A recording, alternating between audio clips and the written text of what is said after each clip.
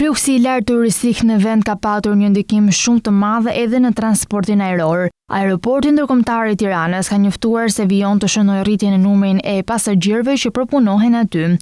Po ashtu janë zgjeruar edhe destinacionet ajrore nga vijnë dhe shkojnë udhëtarët. Sipas të dhënave të vetë aeroportit, vetëm gjatë muajit qershor 2025 janë realizuar 6170 fluturime drejt 84 destinacioneve në 24 shtete.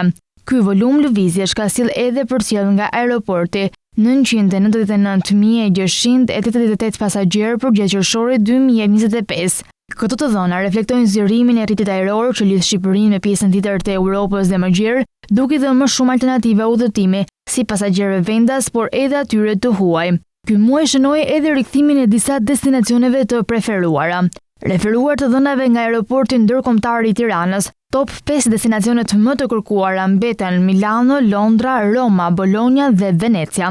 Ndërkohë rritjen e fluksit të pasagjerëve konfirmojnë edhe të dhëna zyrtare nga Instat, ku në 3 mujorin e parë të vitit 2025 kanë udhëtuar me linja ajrore 2 milion pasagjerë, kështu duke shënuar një rritje prej 9.1% krahasuar me të njëjtën periudhë të vitit të kaluar. Nga ana tjetër, në transportin ajror gjatë 3 mujorit të parë 2025 kanë operuar 19 shoqëri ajrore, ku nga këto 18 janë shoqëri të huaja dhe një shoqëri shqiptare.